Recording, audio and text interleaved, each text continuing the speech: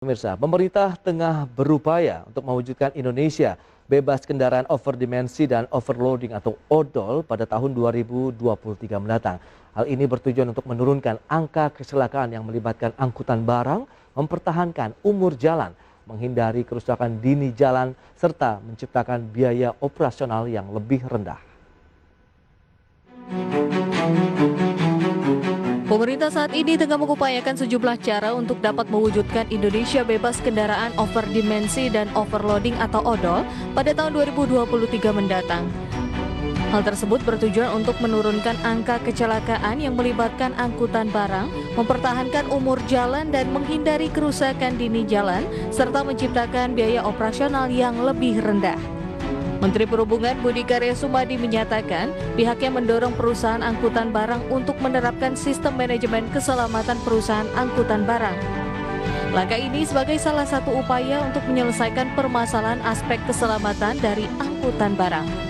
Menteri Perhubungan mengungkapkan hingga saat ini angkutan barang melalui jalur darat masih mendominasi dalam sistem logistik dengan porsi peran mencapai 90% dari total moda transportasi yang lain. Dalam merumuskan kebijakan yang tepat tersebut, diperlukan keterlibatan para pemangku kepentingan lainnya, mulai dari kementerian, lembaga terkait, perusahaan angkutan barang organisasi, asosiasi angkutan barang, dan masyarakat. Tim Liputan IDX Channel.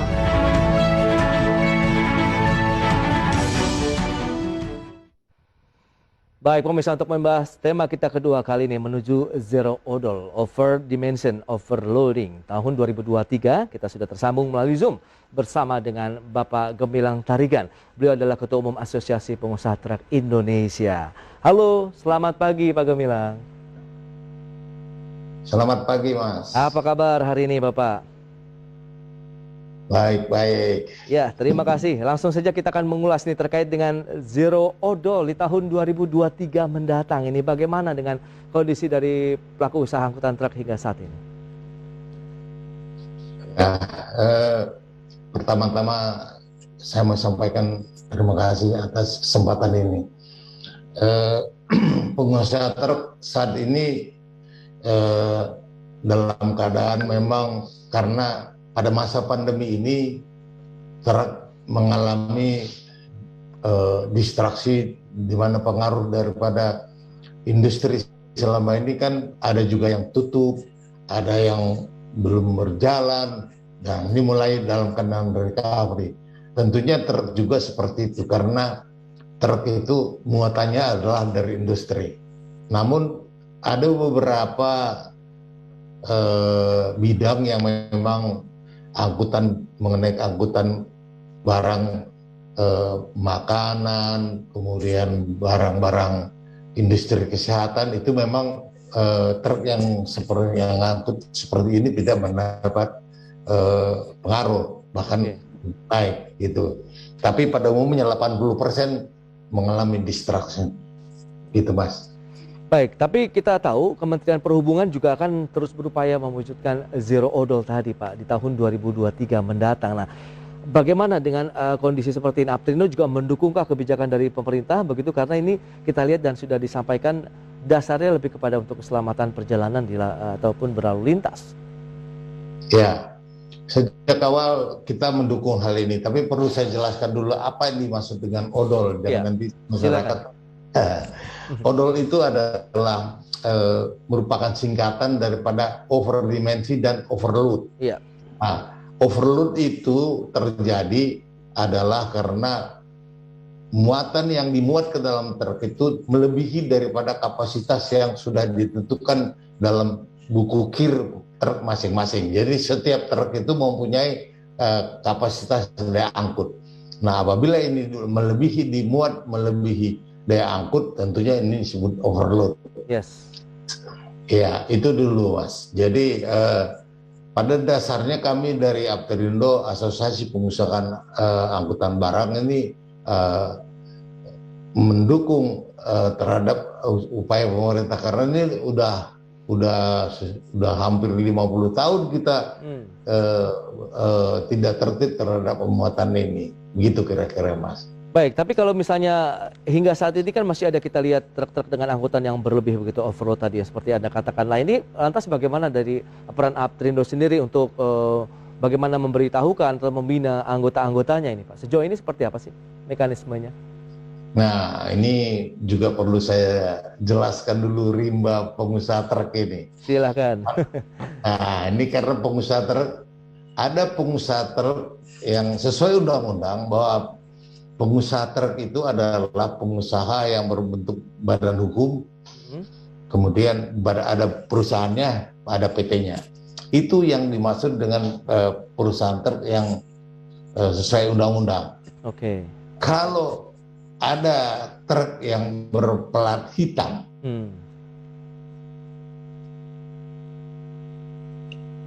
berplat hitam itu adalah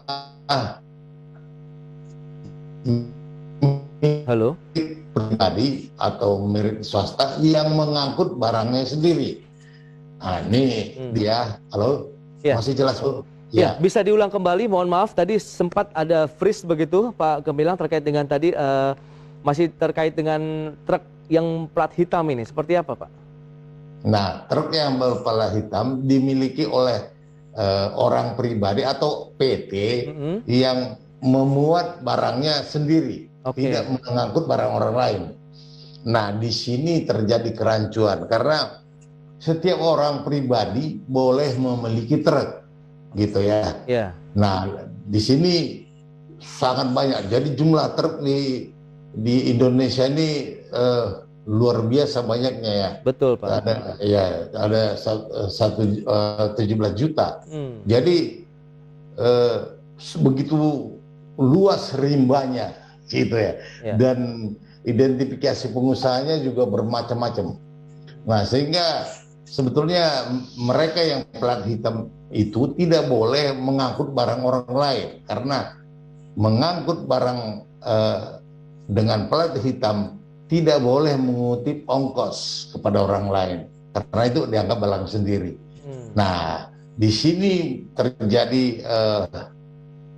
peta yang tidak bisa kita perjelas berapa banyak yang punya truk milik pribadi ini. Oh, zonanya abu-abu begitu ya, Pak Gemilang? Betul. Nah, sehingga kita lihat kadang-kadang ada truk yang memang tidak tersosialisasi mengenai aturan lain ataupun aturan-aturan yang baru. Mereka tidak tahu karena tidak punya komunikasi dengan sumber-sumber aturan yang itu. Iya. Berarti mungkin bisa dibedakan antara truk yang memang tergabung dalam asosiasi Aptrindo sendiri dan di luar asosiasi begitu ya. Dan tadi yang berplat kuning dan hitam, mungkin begitu ya Pak ya? Ya betul, gitu. Jadi kami pengusaha truk yang plat kuning punya badan hukum. Jadi jelas dia operasionalnya dan mendapat pembinaan daripada pemerintah atau bergabung dalam asosiasi sehingga mudah menjelaskan mengenai aturan-aturan yang ada.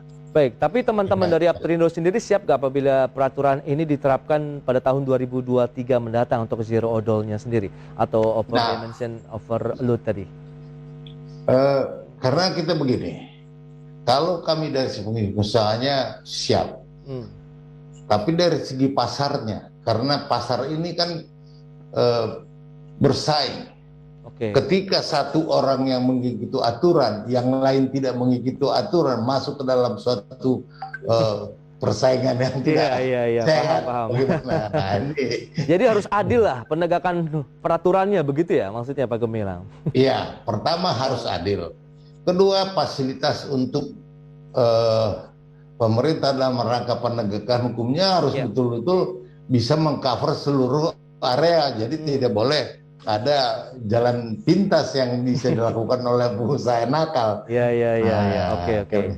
Jadi itu rimbanya begitu yang mungkin juga perlu diketahui juga kan oleh pemirsa dan masyarakat begitu bahwa memang meskipun upaya-upaya perbaikan bagaimana ini juga kita mendukung pemerintah untuk menjaga tadi angka kecelakaan lalu lintas, kemudian kondisi jalan juga yang mungkin akhirnya terbebani dengan angkutan yang cukup berat tadi, akhirnya ini mungkin perlu kerjasama dan sinergi antar banyak pihak nampaknya begitu ya Pak Gemilang ya. Betul. Jadi sekarang yang tertib nggak dapat muatan bagaimana nantinya, kan begitu. Iya, iya. Oke. Baik, dan berikut ini akan kami sampaikan infografik terkait dengan kerugian negara nih akibat truk odol atau over dimension overload begitu. Selengkapnya bisa Anda saksikan di layar televisi Anda. Ya, kalau kita lihat dan kita cermati begitu dari aktivitas truk yang memang tadi sudah over dari dimensinya, kemudian over angkutan yang dilakukan oleh truknya sendiri, ini kerugian negara ini cukup besar pemirsa. Sekitar 40-an triliun atau tepatnya 43 triliun ini per tahun loh. Dan ini juga mungkin kita akan tanyakan nanti. Kemudian selanjutnya hasil monitoring truk angkutan barang di UPPKB per November 2019. Ini data dari Kementerian Perhubungan. Tercatat sekitar 2.073.698 kendaraan masuk dalam UPPKB, di mana 39% atau sebanyak 809.496 unit truk melanggar, dan pelanggaran terbanyak oleh truk odol yang tercatat sekitar 84%. Baik, kita akan lanjutkan kembali perbincangan bersama dengan Bapak Gemilang Tarigan, Ketua Umum Asosiasi Pengusaha Truk Indonesia. Ya, Pak Gemilang. Ya, Mas. Ya, tadi sudah disampaikan, memang dari aktivitas truk odol ini banyak sebenarnya kerugian yang harus ditanggung, meskipun tadi sudah Anda sampaikan harus dibedakan nih, truk-truk yang memang masuk dalam Aprindo, kemudian tadi truk yang berplat kuning dan hitam ya. Tapi kalau kita lihat dari kerugian secara umum ini kan besar sekali begitu. Dan ini bagaimana Pak langkah dari teman-teman Aprindo juga untuk membantu meringankan paling tidak beban jalan, kemudian mengurangi juga angka kecelakaan lalu lintas begitu dengan adanya masih truk-truk yang melebihi kapasitas dan juga dimensinya ini. Iya, pada dasarnya kan begini Mas, truk di Indonesia ini jumlahnya sebanyak 7 juta itu akumulatif. Dan pada umumnya sekarang udah pada uzur, jadi sudah di atas 20 tahun, sisanya tinggal 30% yang masih di bawah 5 tahun. Oke. Nah, justru ini adalah satu kesempatan buat pemerintah untuk melakukan permajaan terhadap truk-truk yang tua ini. Karena truk tua ini pertama dia emisinya tinggi ya, jadi tidak emisi gas buangnya cukup tinggi sehingga sulit untuk mempertahankan emisi gas buang yang baik. Jadi ini memang sudah, kedua bahan bakarnya boros, karena teknologinya udah ini. Kita infrastruktur kita sekarang sudah bagus. Seperti kita lihat sekarang di jalan tol itu truk untuk mencapai kecepatan 60 km per jam kan sulit. Ya. Karena truknya itu udah truk yang mempunyai teknologi yang lama, jadi perlu diremajakan begitu. Baik. Nah, sehingga sekarang putaran daripada logistik ini dapat diangkut dengan truk yang mulus, kemudian kecelakaan di jalan juga sudah berkurang karena sistem remnya juga sekarang kan sudah mulai canggih kalau truk yang baru ini. Cuman harga truk ini sangat mahal, sampai satu buah truk itu bisa mencapai 1 miliar kan begitu. Nah ini kesulitan bagi pengusaha untuk meremajakan truknya. Kira-kira itu Mas. Baik, tapi kalau sejauh ini dari teman-teman Aprindo, apakah juga sudah ada komunikasi dengan pemerintah begitu ataupun instansi terkait dengan bagaimana upaya ada semacam mungkin relaksasi ataupun insentif yang diberikan, mengingat ini juga kaitannya dengan logistik nasional begitu kan, distribusi barang dan jasa yang menggunakan truk angkutan antar kota dan provinsi juga ini, Pak Gemilang. Ya, sekarang sudah sering kita sampaikan kepada pemerintah hal ini untuk dapat disupport atau diberikan suatu kebijakan sehingga meringankan teman-teman untuk meremajakan armadanya.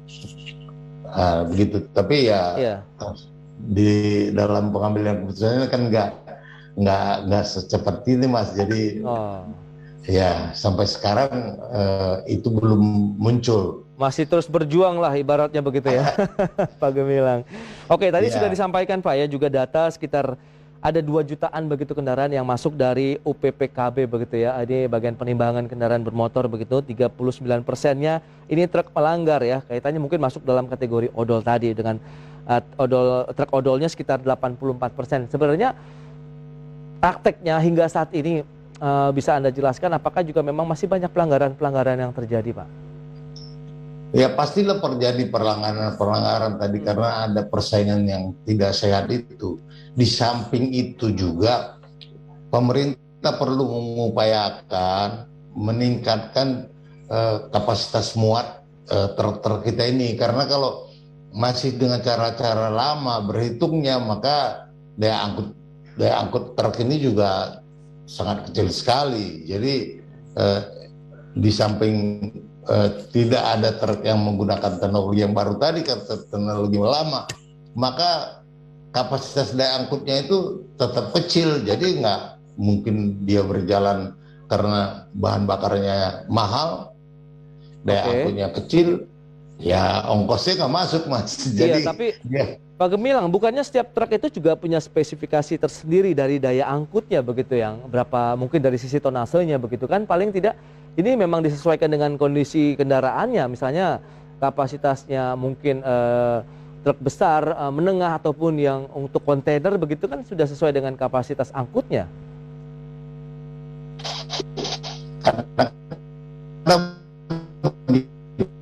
Mas, ini menyatakan bahwa daya angkut truk itu disesuaikan dengan daya angkut daya kapasitas daya dukung jalan di daerahnya. Oh, oke. Lebih kepada daya dukung jalannya, berarti infrastrukturnya juga yang harus dibenahi begitu ya? Betul. Jadi kadang-kadang kan nggak adil ketika ada truk lahir ataupun dibuatkan suratnya di daerah, kemudian daya muatnya, daya angkutnya dibuatkan kecil, datang ke Jakarta bawahnya kan kecil sekali yang di bawah ini. Padahal truk ini lintas daerah gitu. Ini aturannya memang perlu ditinjau kembali itu. Gitu, Mas. Oke, itu mungkin juga menjadi salah satu pekerjaan rumah yang harus segera dicarikan solusinya begitu, Pak Gemilang ya. Tapi kalau kita lihat dari sisi penindakan dari petugas bagi truk-truk yang melanggar odol ini bagaimana? Apakah teman-teman Aptenindo juga sudah merasakan bahwa ini penegakan sudah cukup ketat dan memang tegas begitu? Ya, saya kira sekarang ini belum, karena penindakan odol ini hanya dilakukan di jembatan timbang atau di terminal. Jadi kalau perhubungan nggak bisa di jalan umum, harus bantuan polisi. Jadi banyak kadang-kadang kita melihat suatu pelanggaran yang begitu berjalan di depan kita sendiri nggak bisa ditangkap karena kewenangan daripada perhubungan nggak ada sekarang. Padahal sebetulnya pihak kepolisian bisa memeriksa truk yang membawa muatan berdasarkan surat jalan dan surat sudah jelas di situ. Surat jalannya muatannya melebihi daripada apa yang ditetapkan di kirnya. Dia tinggal dibandingkan aja. Sudah bisa dilakukan pemindahan. Gitu, Mas. Baik, terakhir untuk tahun 2023 mendatang, Anda cukup siap atau minta mundur? Karena ada beberapa yang mungkin menyatakan sampai tangan 2025 begitu minta pengunduran terakhirnya. Bagaimana? Kami pengusaha tersiap untuk tahun 2023. Tetapi yang selama ini meminta pengunduran ini kan pemilik barang yang tidak siap untuk diterapkan tahun 2023. Nggak tahu saya apa yang ditunggu. Karena pemilik barang juga nggak bisa berbuat apa-apa. Iya. Jadi kalau boleh diundur tapi ada yang ditunggu. Tapi kalau saya pikir bahwa pemerintah harusnya sudah mulai melakukan penindakan itu berupa dengan sistem digital. Karena kalau setiap hari harus ditongkrongin sama petugas di jalanan kan ini capek juga. Iya. Dan banyak yang lewat. Oke. Nah, Memanfaatkan teknologi begitu ya Pak Gemilang ya. Ya, betul sekali.